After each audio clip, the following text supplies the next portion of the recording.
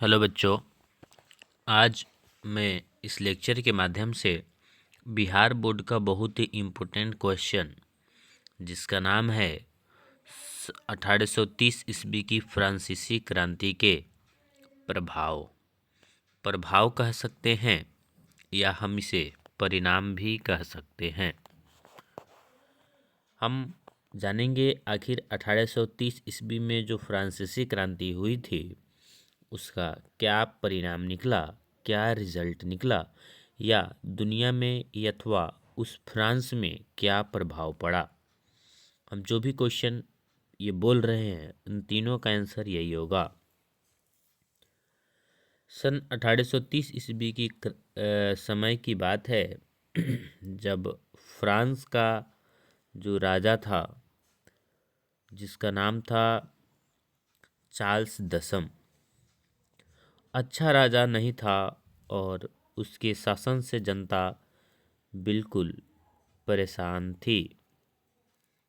तो उसकी शासन से जनता जब परेशान थी तो जनता आपस में मिलकर क्रांति कर दी। हालांकि उससे पहले कई सारी क्रांतियां हो चुकी थी, जैसे 1789 ईस्वी की फ्रांसीसी क्रांति, और भी कई सारे छोटे मोटे क्रांति भी हुए थे। अब हम जानेंगे उसका प्रभाव का अर्थ हुआ जब क्रांति होती है तो उसका कोई ना कोई परिणाम निकलता है, रिजल्ट निकलता है। हम उसी रिजल्ट को जानेंगे।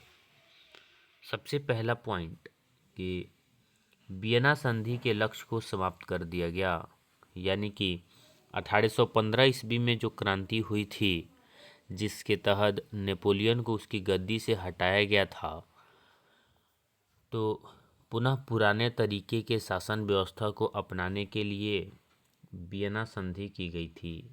तो उसमें कुछ लक्ष्य अपनाया गया था, जैसे कि पुराने तरीके से शासन होगा, पुराने विधित व्यवस्था को अपनाया जाएगा, गरीबों को सताया जाएगा, पुनः अप्लाई कर दिया गया था नेपोलियन के बाद, यानी कि 1815 ईस्वी के बाद।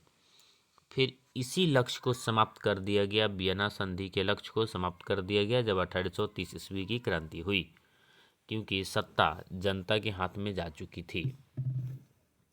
दूसरा, यूरोप में सामाजिक, आर्थिक और राजनीतिक बदलाव किया गया, यानी कि समाज के सभी वर्ग के लोगों को समान अधिकार दिया गया, राजनीतिक रूप से और आर्थिक रूप से भी।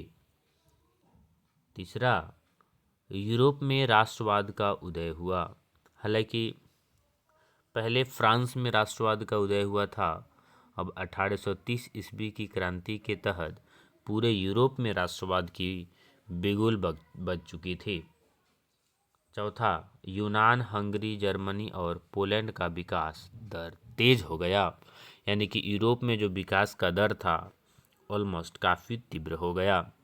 यदि आपसे ये क्वेश्चन पूछता है तो आपका इतना आंसर लिखना है, ज़रूर 2 नंबर का पूछेगा और आंसर कंप्लीट करेंगे इतना तो फुल मार्क्स मिलेगा।